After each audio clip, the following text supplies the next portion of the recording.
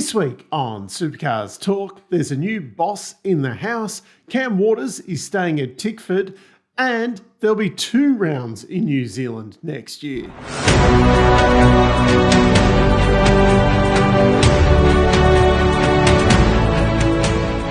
The big news this week is that Will Davidson finally has his Erebus-built DJR Mustang.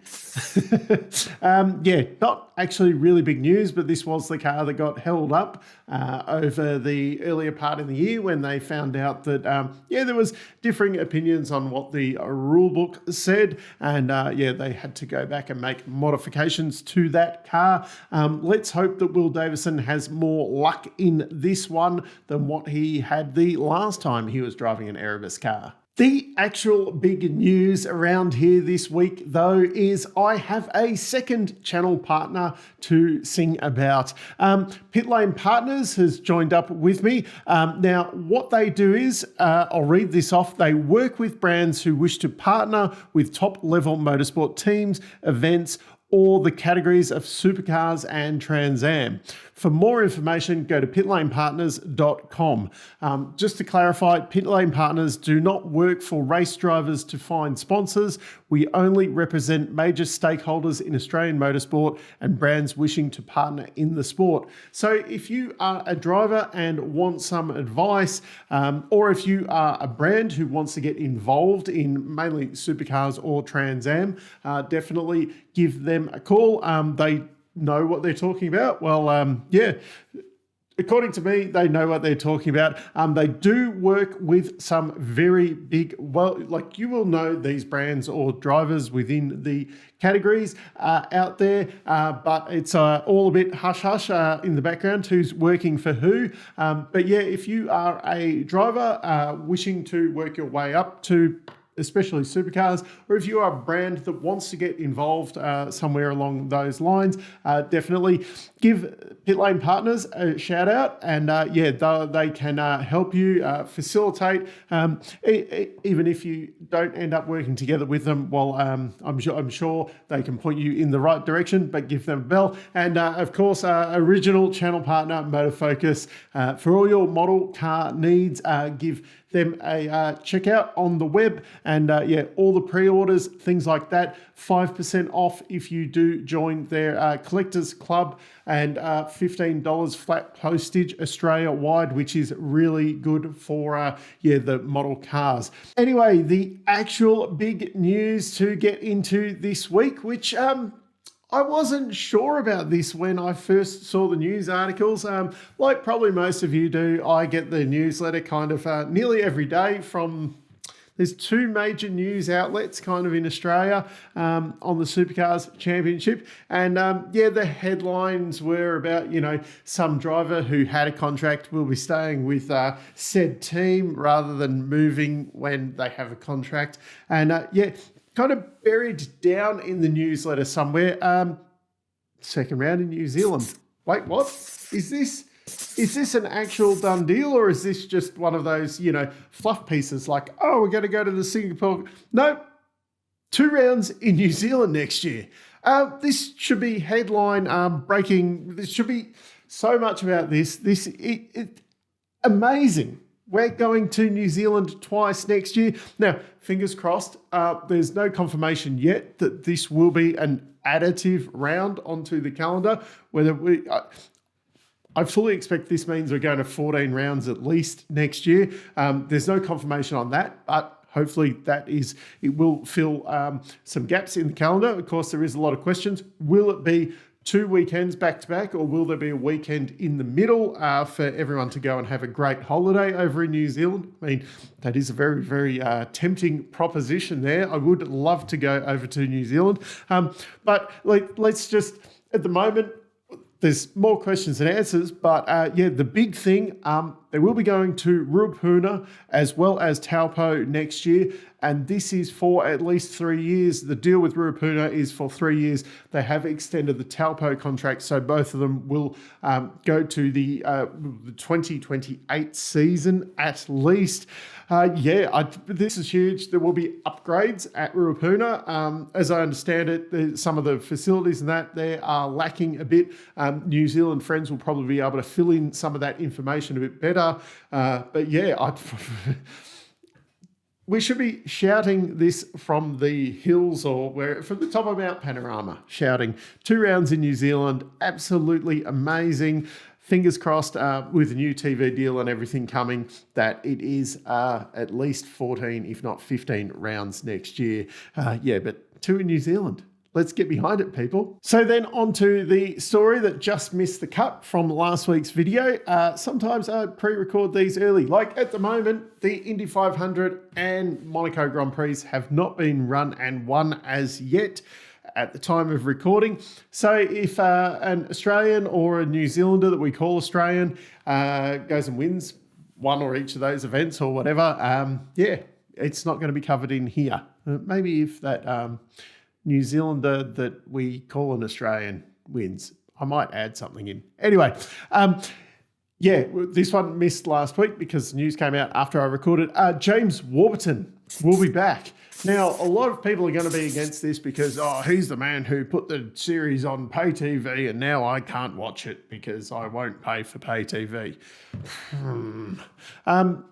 The KO, it's getting expensive, but I forgo other things to, enjoy the sport I love. Anyway, I think overall, would I like to see someone new in the job? Yes, of course. We are going kind of back to something from previous. But unlike a lot of the previous people who had either run their course or weren't doing a great job or were in over the head or whatever, I don't think James Warburton was. I think he was doing actually a really good job. The whole, that last deal on Channel 7 was absolutely terrible. The one that he inherited when he came in. And then he took us on to Foxtel. It is split. You can see some rounds, on free to air. There is highlights packages, But when you think back to the coverage that we used to have on Channel 7 where, you'd have ads all through the races and it's just a bit mad. This whole Foxtel KO, it's so much better. You can do time shifting and things like that so much easier. There's no ads during the races. You can easily rewind and things like that. If there's an incident that you want to watch 20 times straight away, you can kind of do your own replays and all stuff like that.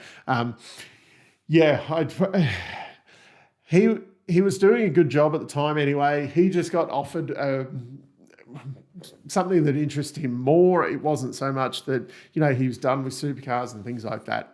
I think this will actually be a very good move for the category. I'm not concerned.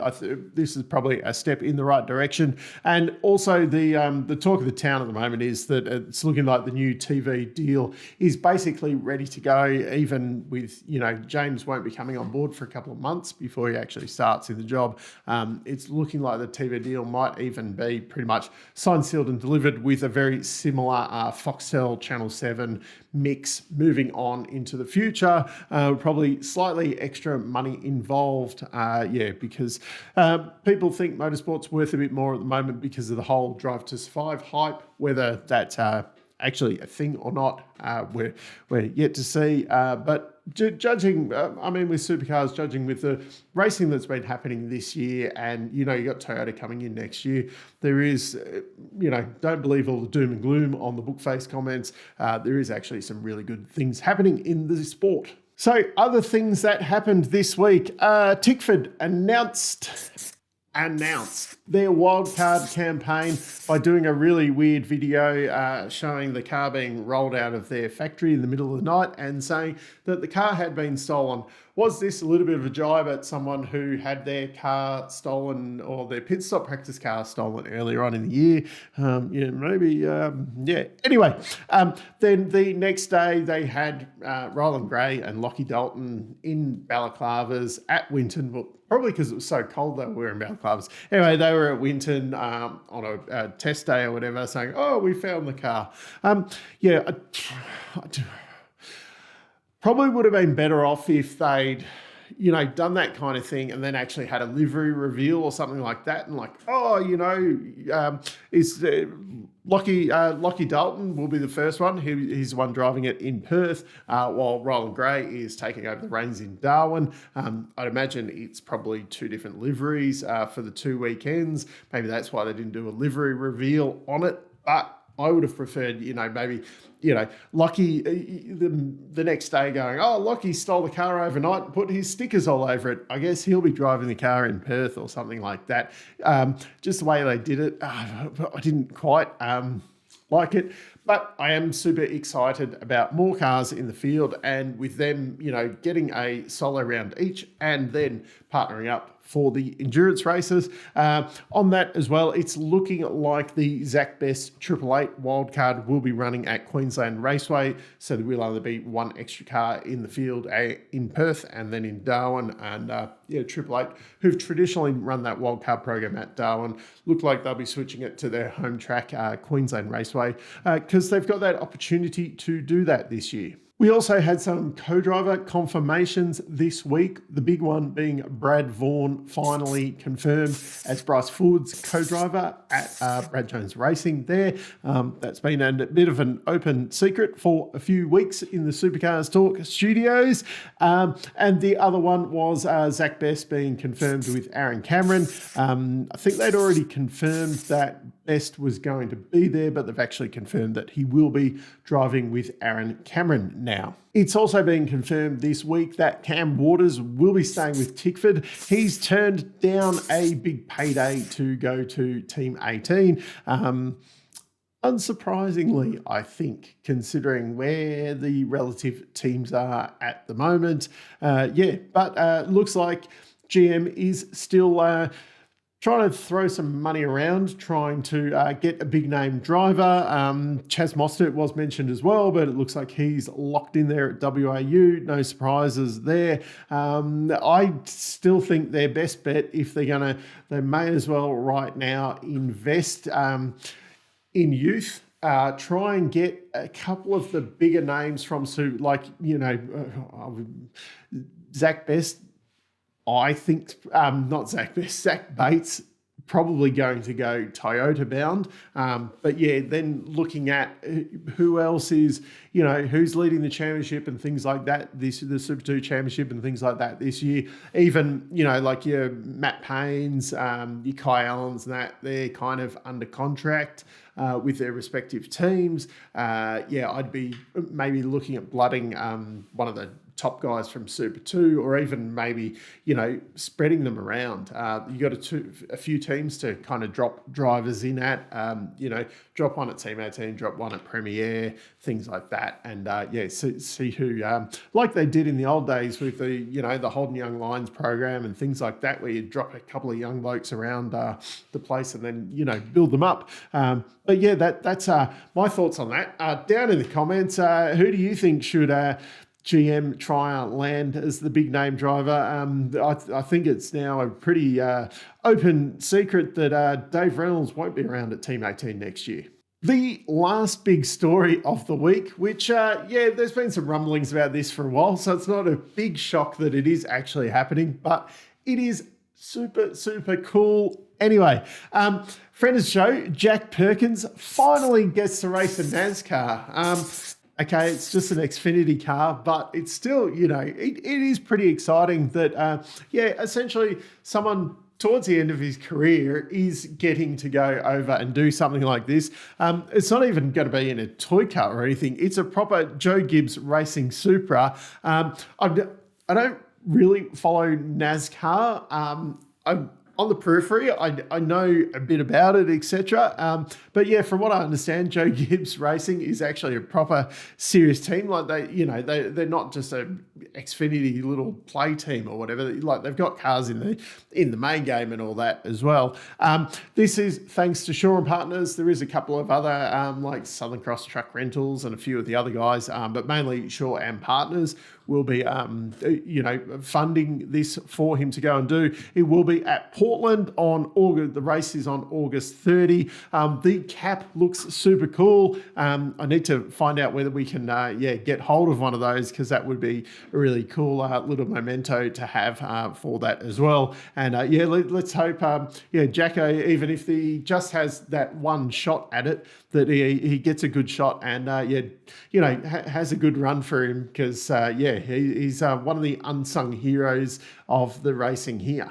So that's it for this week's episode. Down in the comments, are you as excited about the second round in New Zealand as I am? Would you like it to be kind of back-to-back weekends, or do you think, have a weekend in the middle that allows a lot of people to, go over and spend a couple of weeks over in New Zealand, plus, you get to see a lot of racing. You can tie it in with your yearly vacation or something like that. How exciting would that be? Also, check out Motorfocus for all your model car needs, and Pit Lane Partners as well. Thank you for coming on board. There'll be a bit of a blurb about them down in the description. Go and check out their website and that, if that is something that interests you. Anyway, until next time, I'm still Dave, and I'll catch you later.